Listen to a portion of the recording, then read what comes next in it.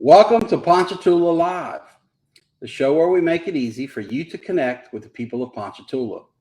I'm your host, Parker Layrisson, and today I've got a fantastic guest talking about an incredible program that's really going to excite you, and I can't wait to introduce her. Miss Jean Williams is the lead coach and the engineering teacher at Hammond High School Magnet School, or Hammond High Magnet School, and she's the head of the robotics program. I'm sure you've heard about robotics. It's an incredible STEM-based robotics program that's really, frankly, at this point, internationally recognized.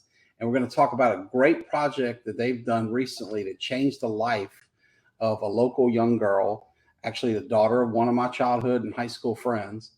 And it's just going to be exciting. So with no further ado, I bring before you Jean Williams. Jean, welcome to the show. Hello, thank you for having me. Well, we're really excited to have you here. Why don't we kick things off with you just sharing a little bit about yourself? Just tell us about yourself if you don't mind. Sure. As I said, my name is Jean Williams. I am a teacher of engineering over at Hammond High Magnet School. I'm actually a resident of Ponchatoula as well. I've been a teacher now for about 14 years. This is actually, I'm starting in on my 14th year right now. Prior to that, I was actually a therapist for about 12 years. And I specialized in working with children and adolescents, and then also in the military. So when we left the military and we relocated, we came here to the Hammond Ponchatoula area. Roughly 17 years ago. Actually, we came here in the same exact month and year as when the robotics program at Hammond High was launched. That's cool. Yeah. And so it helps me remember how old our program is, and it helps me remember how long I've been living in Ponchatoula as well. That's great. It's fun to have a little anchor like that to help you keep up.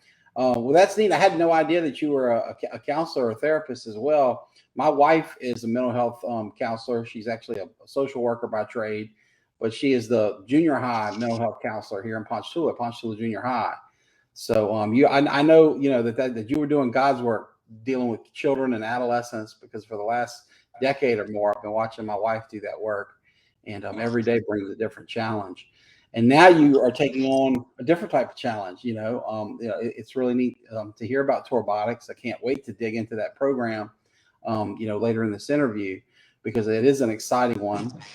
But before we get there, you mentioned the military and your background, in therapy. If you don't mind, let's go back a bit and just tell us about yourself. Kind of where you're from, where you grew up, where you went to school, things of that sort. Sure. I'm actually a Baton Rouge native. And lived on and off there. My parents were both college professors. And so being involved in a teaching style environment and then also in a tinkering of a teaching style environment always came naturally for me. My mom is a biologist and my father was a chemist. And so we kind of traveled in that way. So I've gotten to live in a lot of a variety of amazing places along the way. And upon graduating from high school and getting to go to college, I went to a very small liberal arts college in Arkansas called Hendrix, and just so happened to meet my amazing husband of now 23 years. While we were in college together. College sweethearts. That's neat. Yep. Well, when you mentioned the military, were you speaking of his career, your career, both? Who served? So both, actually. Okay. My husband was in the Air Force for right at about 8 years. He's an air traffic controller by trade now, and became an air traffic controller while in the military. I worked as a therapist in the Army for the 1st Armored Division. And just prior to our separation from the military, we were actually stationed over in Germany, and I was attached to bomb holder Army post there with the 1st Armored Division, and my husband was attached to Ramstein Air Base. So it was this neat intermix. I got there to that post just as our soldiers that were at that base actually deployed to be able to fight in Iraq. Our oldest daughter, who's 22, she actually celebrated, 18 months over there. And so she, it was right after her first birthday was when we ended up over there. And we're there for a number of years. So right as my deployment buddies and everybody were coming back, actually my husband deployed, Ben deployed to Iraq for 6 months roughly, and then came back. Yeah. Well, that's a really diverse background in that you have kind of a double-barreled academic childhood from your parents, and then a double-barreled military life between you and your husbands. I know it's probably impossible to reduce either world down to one or two things, but if you wouldn't mind, it doesn't have to be a summary of the experience, but what are some key takeaways from life in academia, or the child of, because I learned being the son of a sheriff, right? I may not know how to run the courthouse or the sheriff's department, but you learn a lot about police work and sheriff's work when your dad's the sheriff, and I'm sure you did. But what were your takeaways from kind of life in academia and then life in the military that folks like me that haven't been in either, might not know?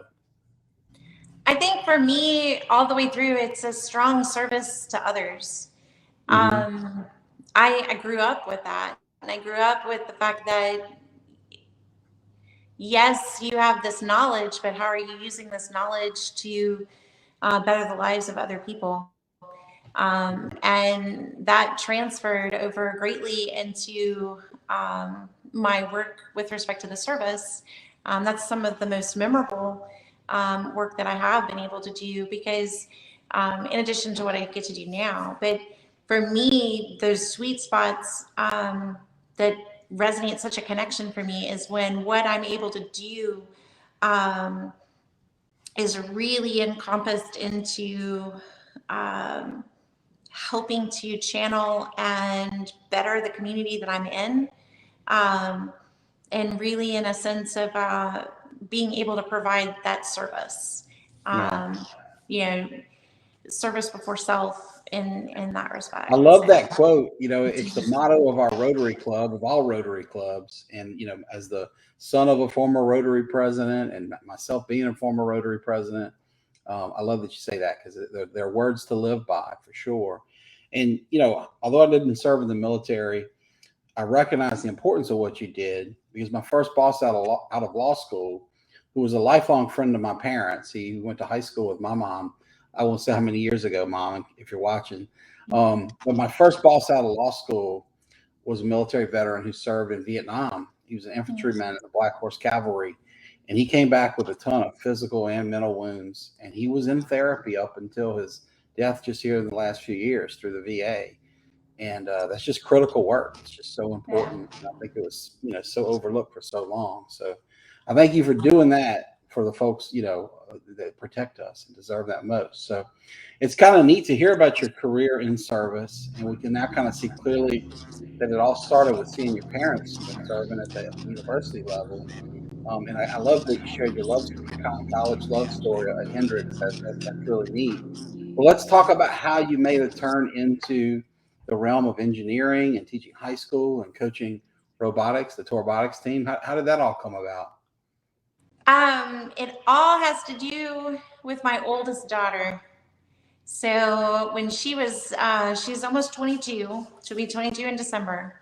And when she was 10 years old, we took her to, it was hot August. No, it was Starry November Nights. And we took her to Starry November Nights. And lo and behold, there was this robot there. And it was being driven by another young lady. It was being driven by this young woman who had just taken command, and this robot is driving out back and forth across the street. It was something my daughter had never seen before, and she was just so taken. And that robot happened to be a robot that was created by 2080. by robotics. And that young woman who was driving the robot that year actually was or is the daughter and the oldest child of the original founder of Oh, wow. robotics. Yeah. So the daughter was April Gatos, Uh-huh. and of course she is the oldest daughter of Shelly Gatos. Shelly started our team 17 years ago, and So she went on. if she's the the George Washington of robotics, maybe you're the Abraham Lincoln at this point, right? Well, yes, we're at our halfway mark, so there we go. Right.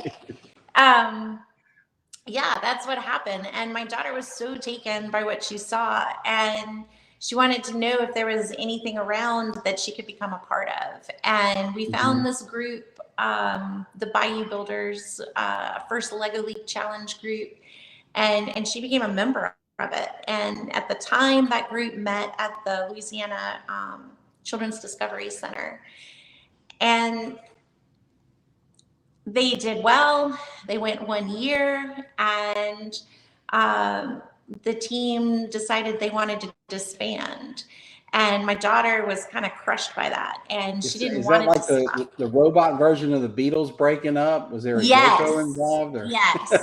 And so, here this young lady, she sat with us. She was 11 years old then at the time, and she asked me, would I please consider coaching her team? And I was like, yeah, I'll give it a shot. We'll see what it's all about.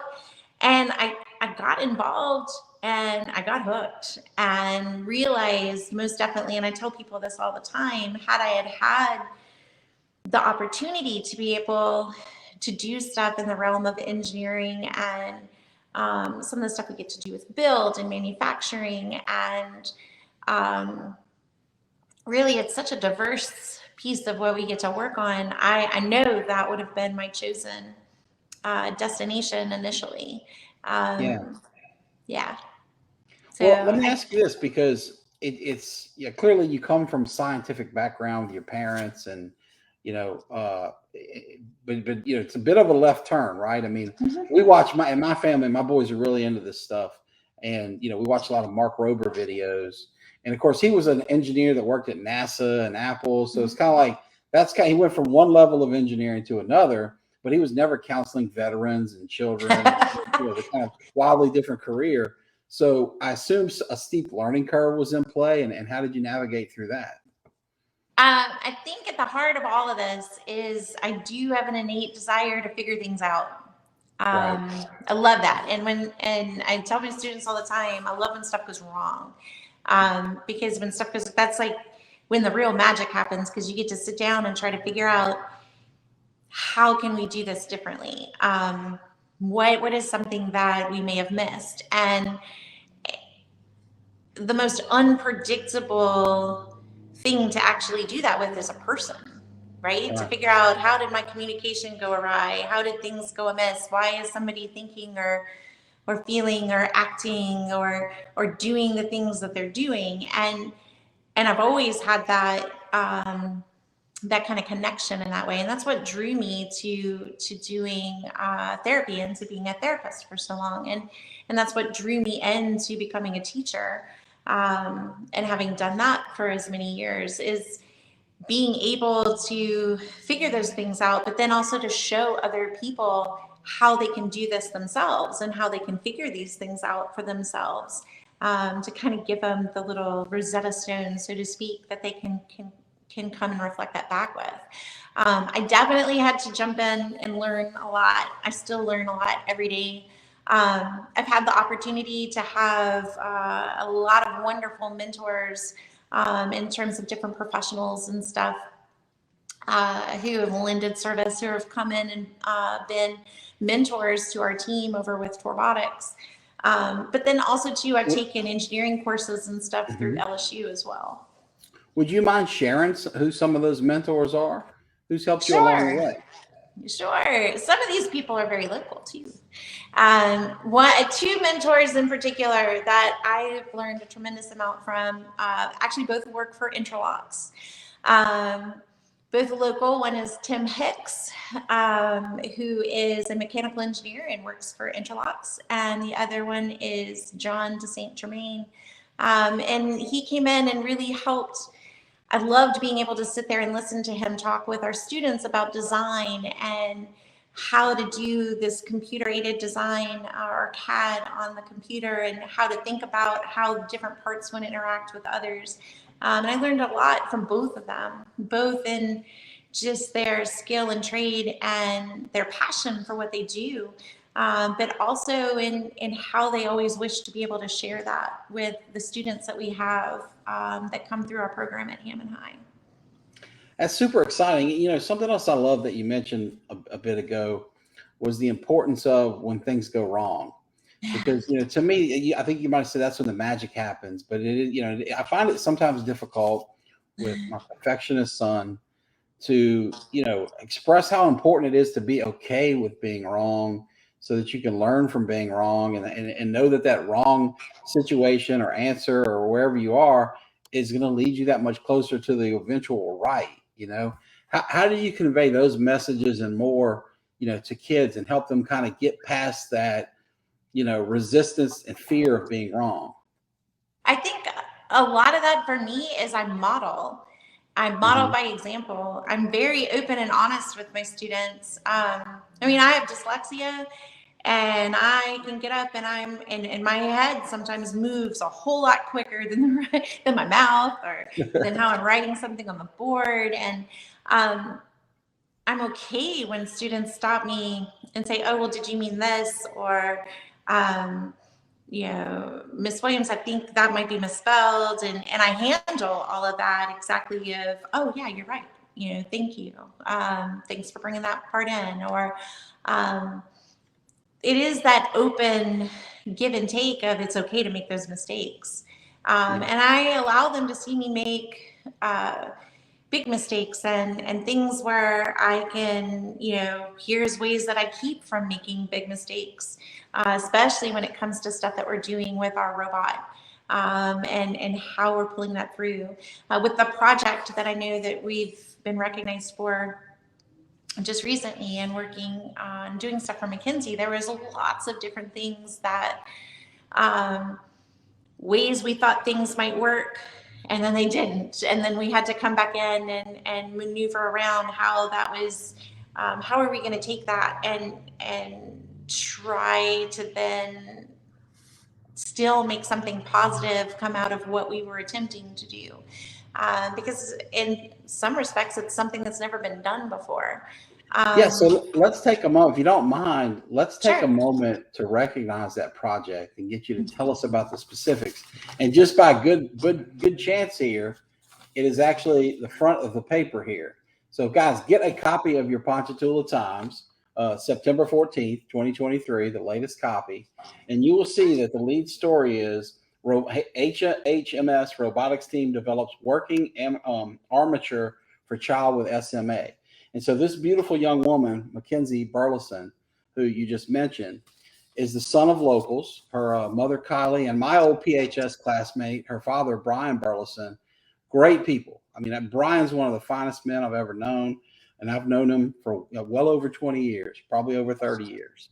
And you know, as you can see, they're you know, maybe tell us a bit about SMA, how they came to you, how this got started. But this is just the most incredible story I've seen in local news in quite some time. So they came to us actually in 2022, in May. It was actually that Tuesday right before our graduation that same week. Um, and it hit because that was a tough graduation for us, with just some situations locally that happened at the graduation.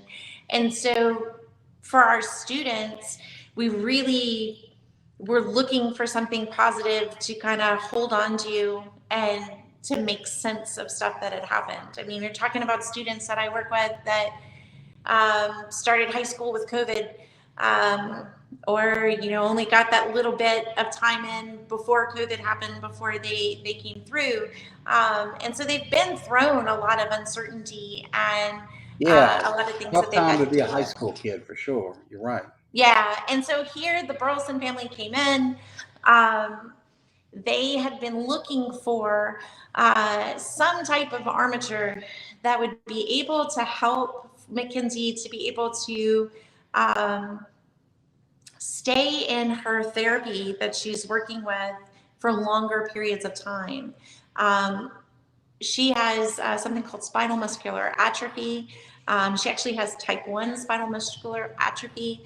And what that happens with is not only does she not have consistent, good control of her muscles to begin with, but over time, especially if she doesn't use those type of muscles, what will happen over time is she'll lose the ability to be able to do certain movements altogether.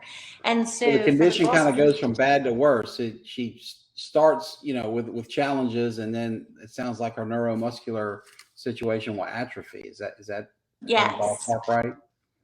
And it struck so much when I remember when we met them the very first time, and for my students, I had prepared them like, here is Mackenzie is in her wheelchair. She's going to be coming in her wheelchair. She has to be back at an incline in her wheelchair, so that because she won't always have the ability to swallow and stuff like that. How there's so much in what she does that is there to protect her and to keep her alive and to make her life a little bit easier. She wears a beak to be able to help her with her oxygen intake, and just it was so humbling for my students to be able to see that and to be able to see her come in and then look and decide, no, we want to be able to design something for her to help make her life a little bit easier. We can't erase the fact of what she has, but what we can do is help her to maximize her potential, and hopefully help her to be able to work through games that she hasn't had before. We had to learn a lot in coming through to this, that when she does her physical therapy, her occupational therapy without the harness, she tires very easily being able to do that, because it's hard to constantly move your arm and to do that and hold your arm in different directions. In July, when actually it was the end of June, well, no, it was July 6th was the day that she came to the shop. And we finally got that armature just right. And she was actually in it for 2 hours in the middle of our shop with us up and running and trying out different things to see if we could hold and suspend her arm in different ways to make things more comfortable for her, before we ever even realized it had been 2 hours. Wow, And that's probably a length of time she'd never been able to do that before, probably without that assistance and that help. it's true. And then when Kylie told us this is the longest she had been out of her wheelchair, actually working physically in her entire life, the level of awe that my students had, and acknowledging or recognizing that they played a role in that just 2 hour amount of time. That's about the length of actually most of our team meetings are longer than that. And to know that that was the longest she had been out was humbling. So there was lots of my students who teared up. I have some great videos that students took to where they got Mackenzie to wave and things like that. There was just so many, it was very special to be able to do that. The amazing amount of commitment that left my students was also quite profound, because we realized that while we finally got certain things right with the armature and definitely her back brace, we still were missing a flow of movement in her shoulder at that time, to where we were having to still provide some of that for her.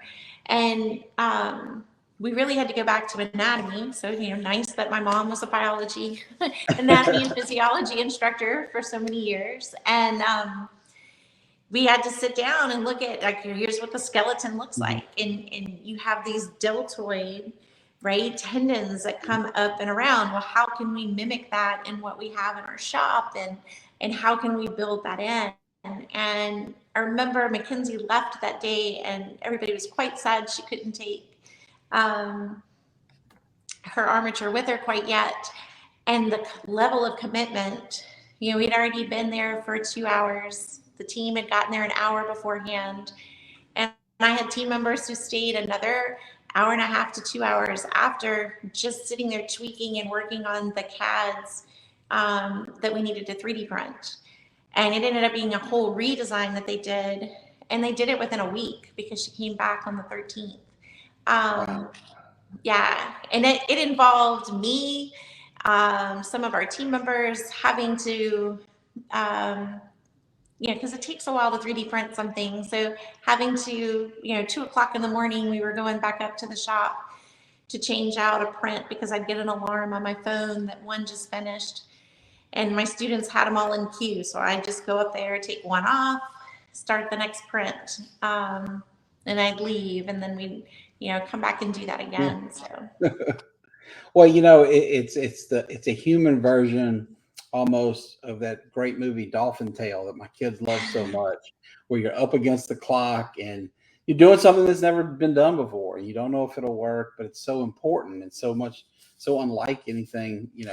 Not that not all the projects haven't been cool and important in their own way at Robotics, but wow, the significance of this one is beyond any magnitude that this program or maybe any high school robotics program has seen. And I can tell you, as Brian's friend, I don't get to see my old pal that much, but we're in the social media age. I keep up with it on Facebook. And I remember when they took their first beach vacation last year, and watching her get to swim for the first time on video, it was just so profound. So I can tell you, when I see things like this in the paper, when I saw, your story with Robotics Impact Mackenzie on Facebook, a month or two ago, whenever I first saw it, it does tear you up. You don't have to be there in the room working on the project. It's just that important. If you have any feel for these people and the joy you're bringing them and the impact you're making. And what I love about it from a teaching perspective is this is now a case study you can share with the world. Certainly every student that ever comes through your lab and your program will hear about this, but man, it doesn't end there. It goes all over. So tell us about the feedback you're getting from kind of all corners of the world, because I'm sure the world has taken notice of this project. Well, we've seen that our article has actually been reworked and rewritten in different countries. So I know Wow. the article has been done in Belgium. I know the first robotics that we are a part of, we are part of First Robotics, and I know on a national scale, I didn't even know we were in the paper. And I got an email from our headquarters at First Robotics that said, "We read this. Cool. We love what y'all did. Do you mind if we try to help you make this a national and possibly international story?" I was like, "That's great. I'm glad you put a hyperlink because I didn't even know we were in the paper." That's cool. I have students. So especially one student in particular, Jamie Alvarado Rojas, he through this project realized that he's passionate and wants to do biomedical engineering, and actually just started his freshman year at Louisiana Tech just a week or two ago to be able to do that. I have two seniors right now that both have launched, two young women have launched their own service projects, to where one is meeting individually with people who have limitations in what they can do, to see if there's a product that can be developed and designed and 3D printed that can be attached to a normal everyday thing that we might take for granted, like let's say a pencil, and being able to hold it and grip it in a certain way. And so she's going to work with people. And my other senior, her project is she's actually reached out and will be working with a couple of different assisted living centers, and has already started calling to find out like what type of products would be beneficial to their residents. So I know we're working on something to help open blister packs and to help Cool. with opening Coke cans and Yeah, stuff like that too. So it's amazing, the absolutely. residual of how it Yeah. transpires. Well, I got a glimpse of how amazing your program can be this summer when my second grader participated in your Astro Camp for Torbotics. And he went up there with his pal, Fisher Richardson, and they were just blown away. Every day was a blast. They'd come home yapping about how great it was, eager to go back the next day. So if you don't mind, let's kind of backtrack a little bit. Tell us a little bit about Torbotics. And I promise I get you out here around 6. And so we're near that. So I promise I don't have many more questions. But tell us about Torbotics as a program, and then specifically this great summer camp you do, the Astro Lab or Astro Camp. Sure, I'd love to. Torbotics has been a team now for almost 17 years. We're going to start our 18th competition season this January. We have been extremely fortunate over the past, well, now 17 seasons, that we've had the opportunity to get to go to the World Championship 10 times. And actually back-to-back years just recently, due to recognition for what this team has been able to do. And actually found out that we did quite well at Worlds this past year, on an award called the Impact Award, in terms of the impact that your team is able to do in your larger community. A big piece of this is, yes, we make a competition robot every winter. We get 6 weeks actually to be able to do this. Our robots that we create are fully fabricated in our shop at Hammond High Magnet School, and they're worked on not just by students that are in our 4-year engineering program there, but any student who has an interest is able to come and be a part of it.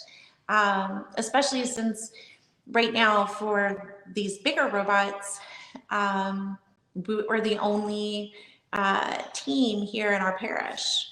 And we're actually one of just a few teams here across the North Shore. There's one in Denham Springs, 2 in Mandeville, 2 in Slidell, and 1 in Covington. Do you mind if I jump in with a point, and I'm going to ask you to correct me where I veer away from the facts, because I know this much about what I'm going to say, but it's an important this much. And that is that, Hammond High is now not the old HHS that we rooted against when I was at PHS with Brian Burleson in the 90s. But that M means that kids from all over the parish can go there. Right. And I learned this when my nephew, Parker Vaughn, went there.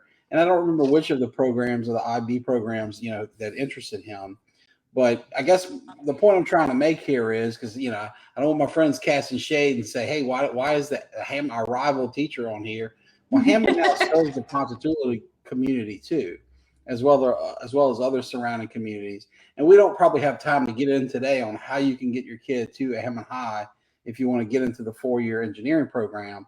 But I think that what we can share with them is there is a path there, whether you live in Yes. Ponchatoula, Independence, or even Kentwood. Is that all correct, Jean? Yes, that is correct. And I actually have students that are in our program that come from all across our parish. I have many students who are from Ponchatoula, as am I. I have many students from, of course, Laranger, Hammond, from Independence, Amite, some from Kentwood, that all come and are able to be a part of it. We've also had the opportunity too, to where I've had students who go to school at other schools, but if their families can get them to our meetings, they can come and be a part of our team, and come and be a part of what we do. For Torbotics, while I meet with them after school 2 days a week, part of their kind of passion and mission that they've had forever.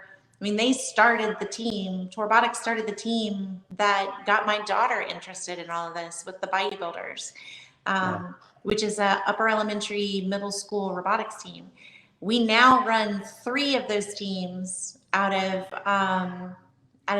Hammond High. And I have students on those teams that come from all over, quite a few from Ponchatoula. And And you And mentioned even earlier, we you make even have some Ponchatoula that your come in from home. Covington. Oh, Okay. sorry, no. No. I'm sorry. I talked over you. That we've got a spotty connection here, so I thought you were done. But that's why I apologize for that. But so here we have someone, and you mentioned you live in Ponchatoula, you're teaching at Hammond, but you're serving the whole broader community here. And it's exciting. It's an exciting program that's been kicking butt, like you said, for 10 years on a national level. And man, if you got recognized before for impact on the community, wait till they meet Mackenzie. I can't imagine what they're going to say about that. But look, I know I've kept you now, I think 5 minutes past our target time. So I'm going to wrap up here soon. But before I do, I want to ask you, is there anything else that you'd like to share with our viewers? Anything on your mind, on your heart, any upcoming events, how we can help Torbotics, just anything at all, please fire away. Well, we're kind of everywhere. We're gonna if you'd like to see our competition robot who got to compete at the World Championship, you can come to the Ponchatoula STEM Cafe. That's going to be over at Pard It's in at Jim. Pard, and am I right that it begins at 10 o'clock a.m. on Yes. Saturday? Okay. Yes. So, I mean, that's like really the cool thing is we do a lot of different outreach, and I really instill in our students that the greatest thing we can do is to be able to open up and give these experiences to people that are everywhere. And I really want our focus to always be within our communities here in Tangipahoa Parish. But I know, like, we got asked to be a part of the Tangipahoa Parish Parade. We've never been asked to do that Oh, before. wow. So we're going to have our robot in the parade. That'll be coming That's up. cool. And we actually got a phone call from the Saints. Oh, wow.